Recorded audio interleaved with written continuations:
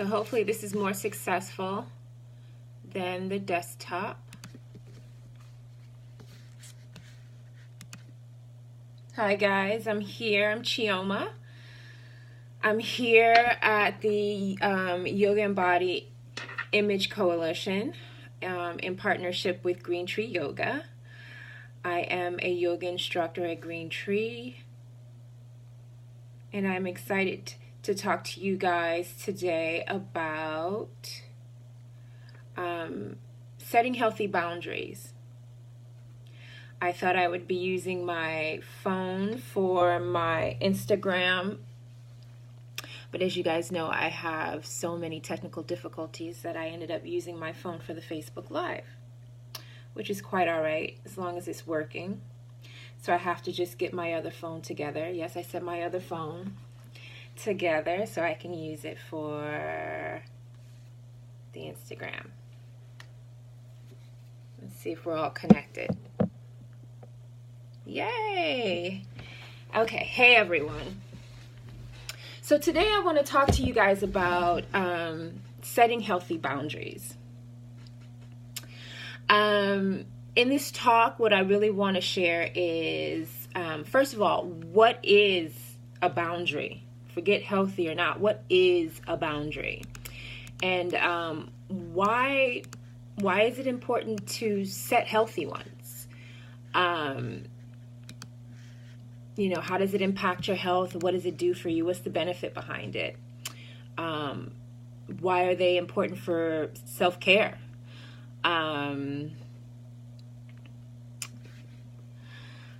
What else? Examples I want to share of healthy boundaries, 5 guidelines on how to set them, and tell you about some stuff that I have coming up regarding boundaries and your romantic love relationships, a workshop that I have coming up at Green Tree Yoga on Sunday. So let's start right in. What is a boundary? Well, a boundary is a limit or an emotional or physical space between you and another person. Now, it's a clear space where you begin and that person ends. It's an established set of limits over that physical and emotional space or well-being, which you expect others to respect in their relationship with you. Okay? Boundaries can be the emotional and physical space that you need in order to be the real you.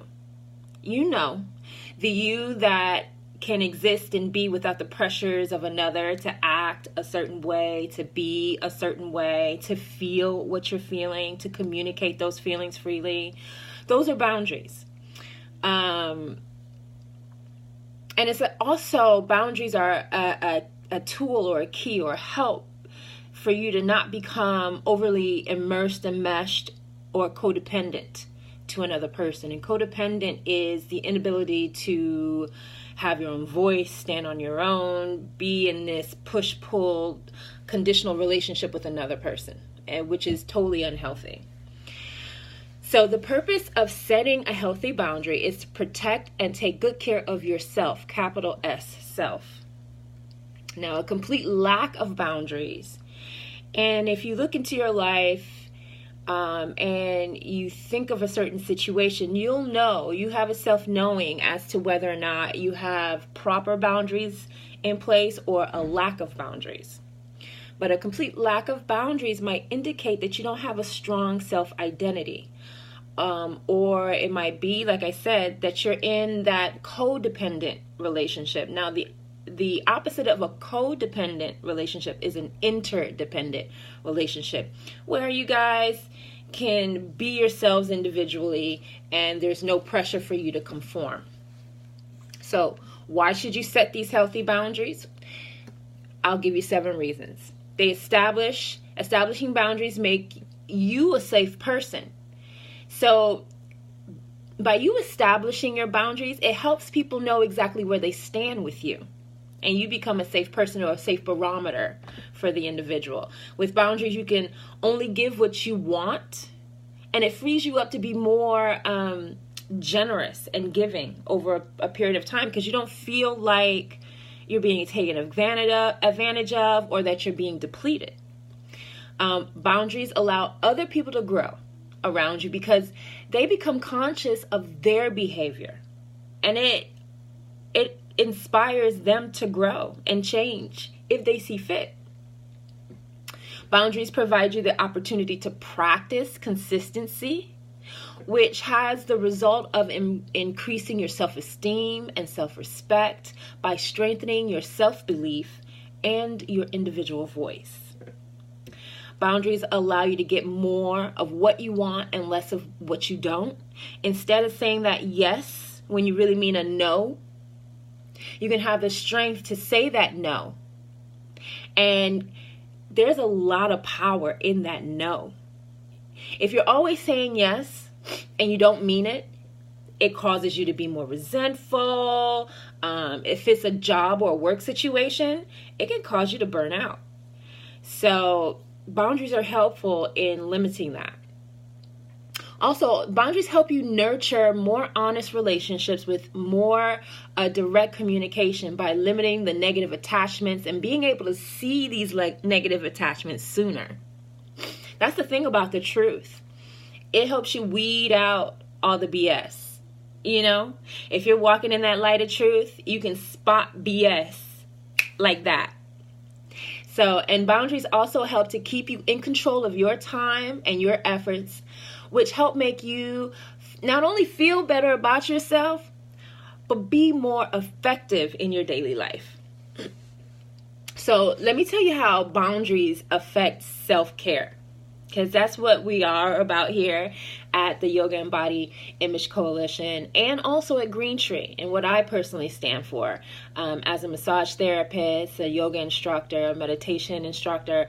I feel like self-care is paramount to having just an overall happier existence and decreasing the amount of stress you feel on a day-to-day basis. So healthy boundaries are a crucial component of self-care in all aspects of our lives, be it at work, be it with our family, be it with our love partner, our friends. It's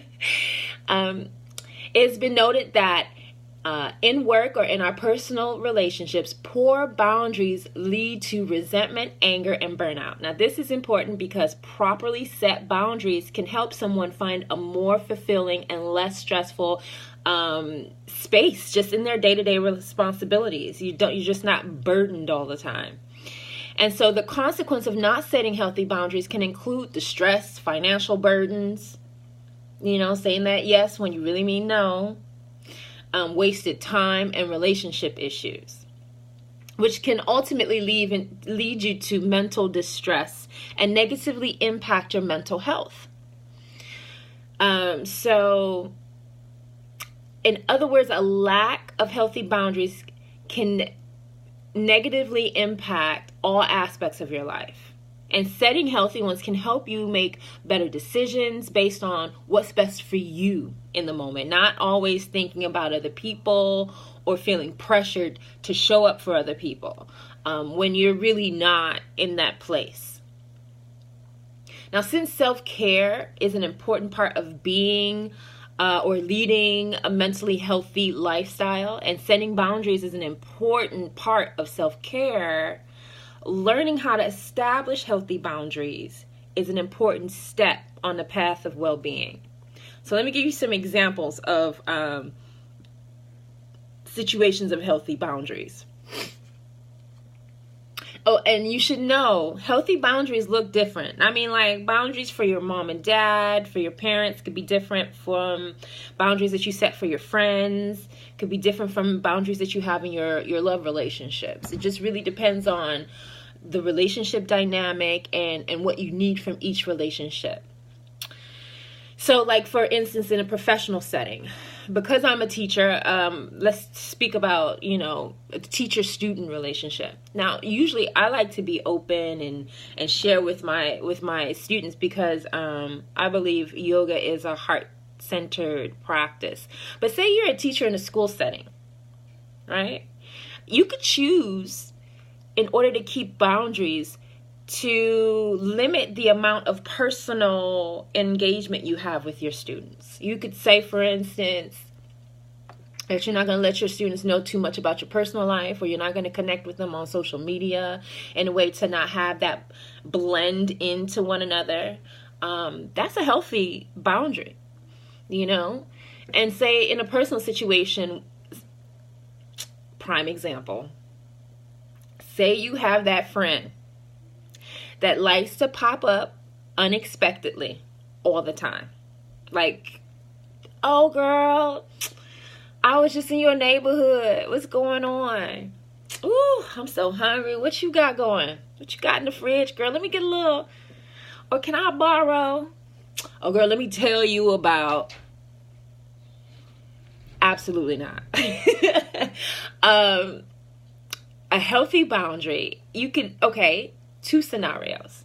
You can choose to allow that friend in and limit the conversation or the time you spend with them. That is a healthy boundary. There's nothing wrong with that. You can still show up for a friend and just be like, look, I got stuff to do. I can't be hanging out with you forever talking about who did what with whom. Okay, I got stuff to do. Or you could just say, I'm sorry, girl, today's not a good day. Catch me tomorrow. And it doesn't even have to be a drop by. It could be a phone call. It could be that friend that just wants to sit on the phone and belly ache about what's going on for hours and hours, and you've got things to do. And you know that the conversation is going to bring your vibration much lower than where you want it to be for the day. You can just nip it in the bud and not answer, you know.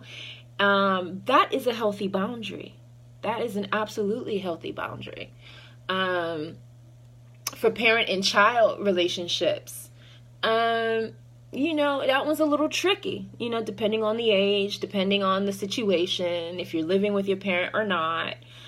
I remember having to express boundaries as to my journal with my mom. Like, this is my journal. I understand that you pay the bills here, but this is my journal and my inside thoughts. Please respect my boundary of not reading it, or like opening letters, or like, see, I came up in the time when we had a house phone, and like a phone call from a boy would come through, and I'd be talking and talking and talking, and then all of a sudden I'd hear on the other line like somebody picked it up. We would have a talk. Yes, I know you pay the phone bill. However, and like as a parent, okay, now coming to this age as a parent, I understand that sometimes you want to encroach upon your child's privacy because you feel you have the right, or you want to keep an eye out for, you know, safety reasons. That's fine. But whether or not you choose to respect that proposed boundary, communicated to you by your child, it is important. It is empirical that you communicate with them. You be clear about which boundaries that you intend to respect or not. And, you know, the ones that you do choose to respect them.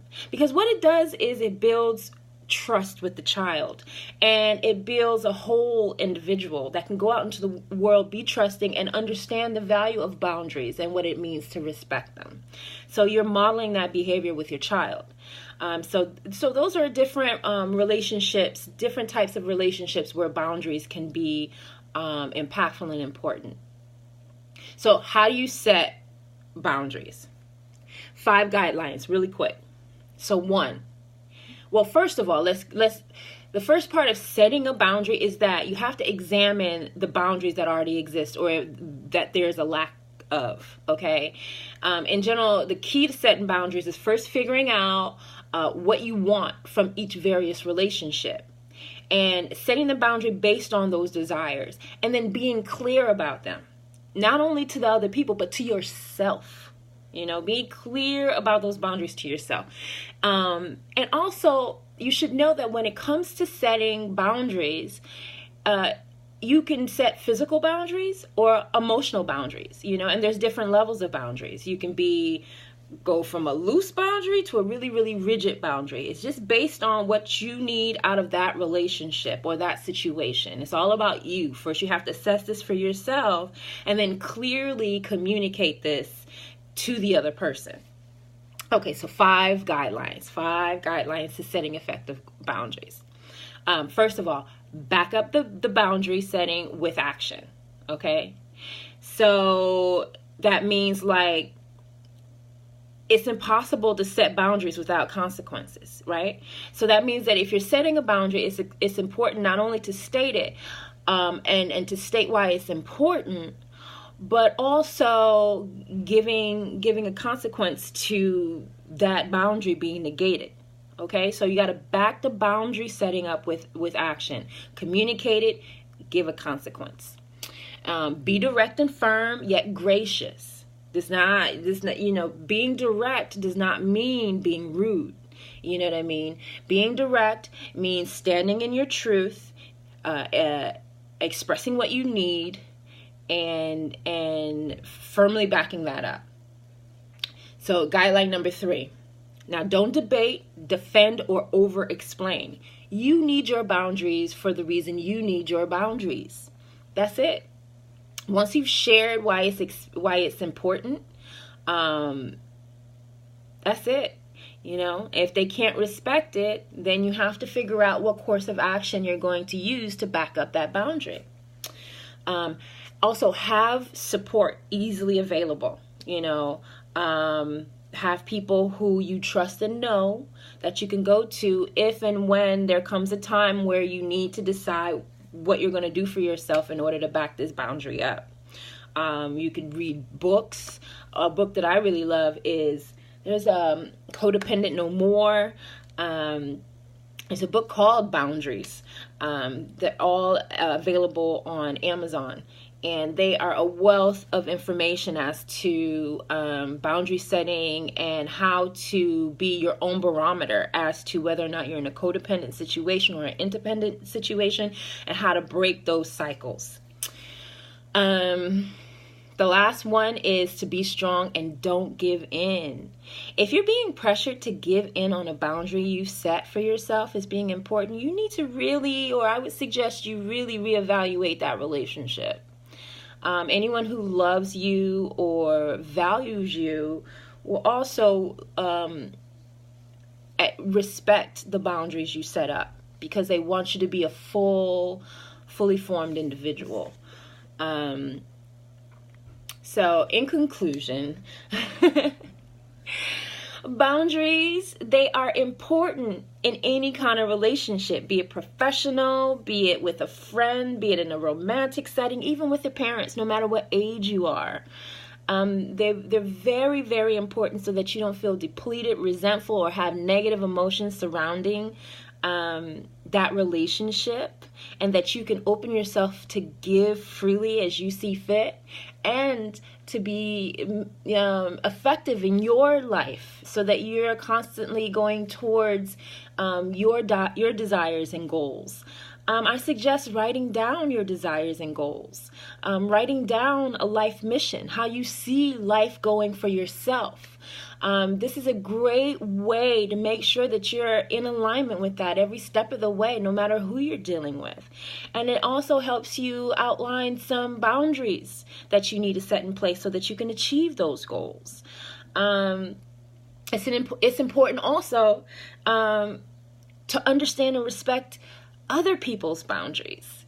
Be it a long-term partnership or someone that you just met, someone you don't know very well.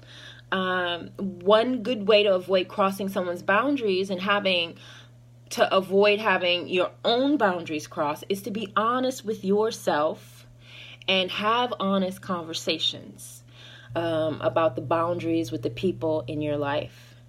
So I hope that helps you understand boundaries a little bit more and why it's important to set those boundaries, how they impact your self-care, the 5 guidelines on setting them. I do want to share with you guys, coming up this Sunday, Sunday the 18th at 2 p.m. at Green Tree Yoga and Meditation Foundation. That's 8227 Southwestern Avenue in South Los Angeles, California. I will be hosting, I'm a massage therapist as well, and I will be hosting a tantric massage workshop.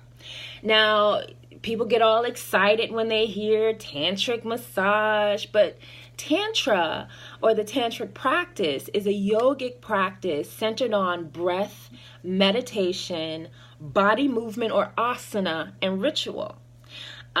This is going to be an opportunity to not only connect with yourself and your partner in a loving, vulnerable way, but to connect in a community of other lovers and beloved.